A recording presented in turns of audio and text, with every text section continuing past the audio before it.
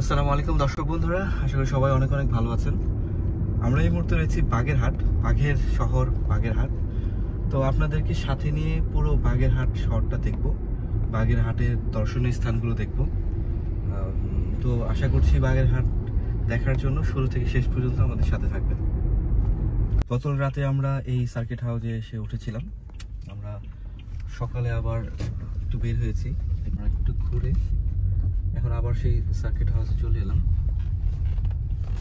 আমরা ঢাকা থেকে আমাদের যাত্রা শুরু করেছিলাম দুপুর 1টার সময়, আর 3টার সময় মাওয়া ঘাটে এসে ইলিশ ভাজা এবং ইলিশের লেজ ভর্তা খেয়েছি। এই তো আমাদের ইলিশ মাছ ভাজার জন্য প্রসেসিং চলছে, মশলা দিয়ে রাখা হয়েছে, একটু পরে এই ইলিশ মাছগুলো ভাজা হবে।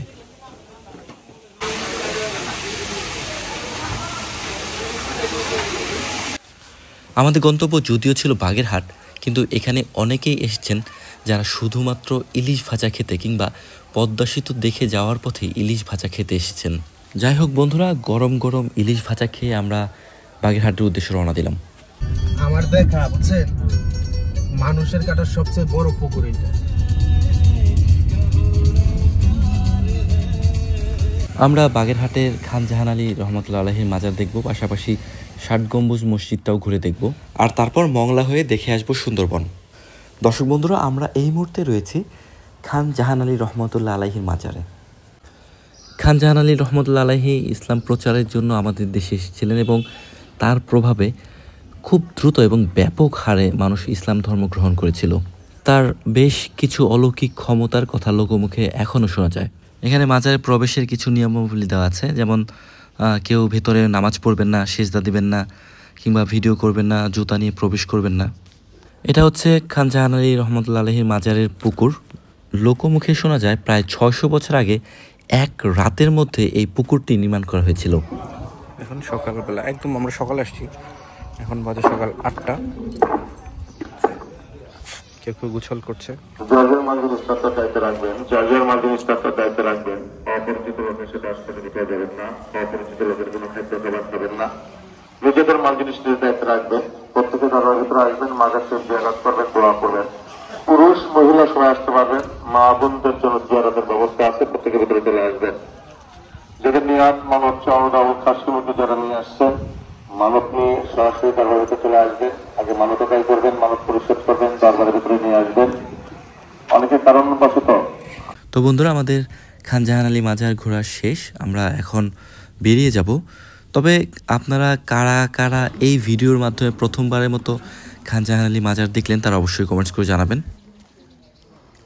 খান জাহান আলী মাজার দেখে এখন যাচ্ছি হচ্ছে ৬০ গম্বুজ মসজিদ দেখতে।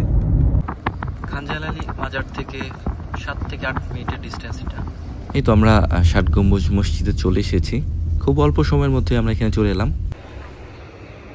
৬০ গম্বুজ মসজিদে প্রবেশের টিকিট প্রাইস হচ্ছে ৩০ টাকা, আর স্টুডেন্টদের জন্য হচ্ছে ১০ টাকা। ৬০ গম্বুজ মসজিদের বাইরের দিকটা কিন্তু খুবই সুন্দর, খুব পরিষ্কার পরিচ্ছন্ন, দেখতে ভালোই লাগলো। দুইটা বড় বড় গাছ রয়েছে, এই যে এই পাশে একটি গাছ, আর আরেক পাশে আরও একটি বিশাল বড় গাছ রয়েছে। এগুলো কিন্তু অনেক পুরনো গাছ। এখানেও একটি রেন্ট্রি গাছ রয়েছে, বিশাল বড় রেন্ট্রি গাছ। ৬০ গম্বুজ মসজিদ সম্পর্কে বইয়ে পড়েছি, বাংলার টাকায় দেখেছি, কিন্তু আজকে প্রথমবারের মতো স্বচক্ষে দেখার সৌভাগ্য হলো। তো ভালোই লাগছে এখানে এসে, যে জিনিসটা আগের থেকেই জানতাম সেই জিনিসটা দেখতে পেরে খুবই ভালো লাগছে। এই ৬০ গম্বুজ মসজিদের পাশেই রয়েছে বাগেরহাট জাদুঘর। এটা হচ্ছে বাগেরহাট জাদুঘর। আমরা এখন ৬০ গম্বুজ মসজিদের ভেতরে আছি। এই যে উপরে প্রত্যেকটা গম্বুজ, যে এগুলো হচ্ছে এক একটা গম্বুজ উপর থেকে দেখা যেত।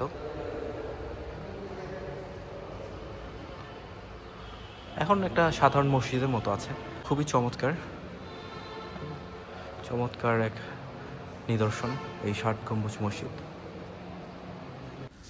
৬০ গম্বুজ মসজিদের ইতিহাস এবং এর স্থাপনা সম্পর্কে জানার জন্য আমরা কথা বলেছি এখানকার অস্থায়ী ইমামের সাথে।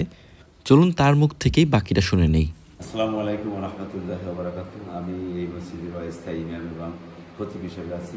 আচ্ছা। আমার নাম মাওলানা মোহাম্মদ নাসিরউদ্দিন। এই মসজিদে 60টি পিলার আছে, জি। 81টি গম্বুজ, 22টি জানালা, 4টি দরজা, 10টা মেহরাব, আনুমানিক 600 বছর আগের মসজিদ। এই মসজিদের প্রতিষ্ঠাতা খান জাহান রহমাতুল্লাহ আলাইহ, চুন সুরকি গাঁথনি, রডবিহীন মসজিদ, পাথরের খাম্বা, এক জামাতে 2000-এর অধিক লোক নামাজ পড়তে পারে। আর এই খাম্বাকে ফার্সি ভাষা বলা হয় খাম্বাস। খাম্বাস বলতে বলতে জনশ্রুতি তৈরি করছে গম্বুজ। আর একটা কারণে আমরা বিল্ডিং কলেজে ছাদ দিই, এই ছাদটাই গম্বুজ, গম্বুজটাই ছাদ। ছাদ গম্বুজ বলতে বলতে জনশ্রুতি তৈরি আচ্ছা করছে। আচ্ছা, 60 গম্বুজ। আসলে ছাদ 81 গম্বুজ, 60 খাম্বাস। দেখেন পাথরগুলো একটার পর একটা বসিয়ে এই পিলারগুলো করা হয়েছে, খুবই সুন্দর। প্রায় 600 বছর পুরনো এই 60 গম্বুজ মসজিদটি। আমরা এই মুহূর্তে রয়েছি মংলা ফেরিঘাটে। এখান থেকে আমাদের যে বোট ভাড়া করা বোট রয়েছে সেই বোটে করে আমরা সুন্দরবনের উদ্দেশ্যে রওনা দেব।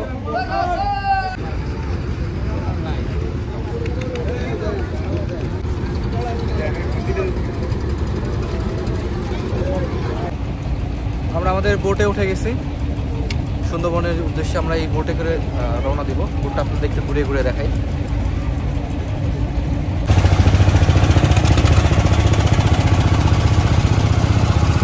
উপরে ছাউনিটা আছে, প্রচণ্ড গরম, তবে বোটে আসার পরে গরমটা একটু কম লাগছে, বাইরে অনেক বেশি গরম ছিল। মংলা ফেরিঘাট থেকে সুন্দরবনের করমজল স্পটে যেতে সময় লাগে 40 থেকে 45 মিনিট। আমরা করমজলে চলে এসেছি, এই যে আমাদের বোটটা এখানে থামবে, আর অনেক দর্শনার্থী এসেছে। করমজলে প্রবেশ করার জন্য আপনাকে টিকিট কাটতে হবে। টিকিটের মূল্য হচ্ছে 40 টাকা। এখানে সুন্দরবনের ম্যাপটা রয়েছে, এছাড়াও রয়েছে কুমিরের ডিম এবং বাঘের পায়ের ছাপ। এটা হচ্ছে সুন্দরবনের করমজল স্পটের মূল ফটক। এখান দিয়ে একটা বড় এরিয়া দর্শনার্থীর জন্য রাখা হয়েছে করমজলে ঘুরে দেখার জন্য। করমজলে আসলে আপনি এই ধরনের মায়াবী হরিণগুলো দেখতে পাবেন। বাউন্ডারির ভিতরে মায়াবী হরিণ খোলামেলাভাবে ঘোরাফেরা করে এবং দর্শনার্থীদের হাত থেকে খাবার খাচ্ছে তারা। হরিণ বাউন্ডারির ভেতরে থাকলেও বানর কিন্তু খোলামেলায় ঘুরে বেড়ায়। করমজলে একমাত্র প্রাণী যাকে আপনি খুব কাছে থেকে দেখতে পাবেন সে হচ্ছে বানর।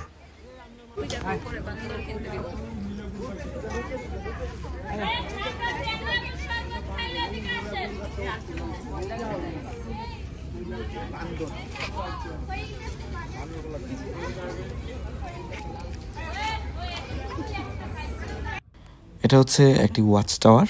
এখানে উঠলে আপনি উপর থেকে এরকম একটা ভিউ পাবেন। আমরা এই মুহূর্তে ওয়াচ টাওয়ার উপর রয়েছে। ওয়াচ টাওয়ার উপর থেকে সুন্দরবনের অনেকটা অংশ দেখা যাচ্ছে। আমার কাছে যেটা মনে হয়েছে এটি হচ্ছে একটি গাছের সমুদ্র, অর্থাৎ সমুদ্রে যেমন শুধু পানি দেখা যায়, এখান থেকে শুধুমাত্র গাছ আর গাছই দেখা যাচ্ছে। না, কাঁকড়া।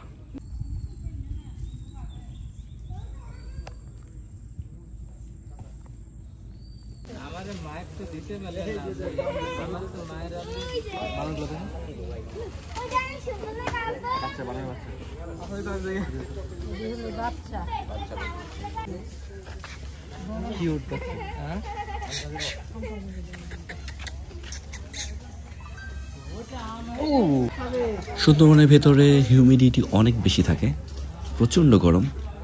আপনারা অবশ্যই সাথে ছাতা নিয়ে আসতে ভুলবেন না, এটা আপনাদেরকে অনেক হেল্প করবে। আর এই বানরগুলো কিন্তু বিপজ্জনক এই অর্থে এরা আপনার হাতে কিছু দেখলে যে কোনো সময়ই সেটা লুফে নেওয়ার চেষ্টা করে। সো বানর থেকে খুব সাবধান। এই বানরগুলো প্রতিনিয়তই মানুষদের দেখে, তাই মানুষ দেখলে খুব একটা ভয় পায় না। মানুষদের সাথে থেকে তারা অভ্যস্ত হয়ে গেছে। সুন্দরবনের ভেতরে সুন্দরী গাছের সংখ্যাই বেশি, তবে পাশাপাশি অন্যান্য গাছও রয়েছে এবং বেশ ভালো লাগে। সুন্দরবন সত্যি একটা সুন্দর অনুভূতি দিয়ে দিবে আপনাকে।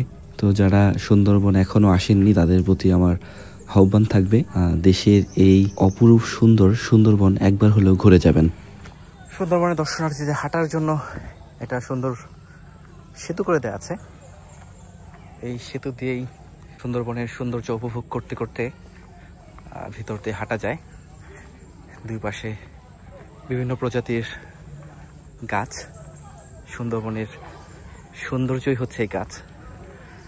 এছাড়াও খোলামেলাভাবে বা উন্মুক্তভাবে বানর ঘুরে বেড়াচ্ছে। অন্যান্য প্রাণীর দেখা খুব একটা নেই বললেই চলে। বন্ধুরা, আমরা সুন্দরবন ঘুরে এবার ঢাকায় ফিরবো। তবে ঢাকায় ফেরার পথে খুলনার বিখ্যাত আব্বাস হোটেলের খাসির চুইঝাল খেয়ে যাব। বন্ধুরা, এই হচ্ছে সেই বিখ্যাত আব্বাস হোটেল। এই আব্বাস হোটেলের খাসির চুইঝাল খাওয়ার জন্য আমরা প্রায় সাতক্ষীরার কাছাকাছি চলে এসেছি। এই তো আমাদের খাবার চলে এসেছে এবং আমরা খাচ্ছি, এবং স্বাদ সত্যিকার অর্থে বেশ ভালোই ছিল। বন্ধুরা, আমরা ঢাকার উদ্দেশ্যে ইতিমধ্যেই খুলনা থেকে রওনা দিয়ে দিয়েছি। আশা করছি পুরো ভিডিওটি আপনাদের ভালো লেগেছে। ভালো লেগে থাকলে লাইক দিবেন, বন্ধুদের সাথে শেয়ার করবেন এবং পরবর্তী ভিডিও দেখার আমন্ত্রণ জানিয়ে আজ এখানেই বিদায় নিচ্ছি। আল্লাহ হাফেজ।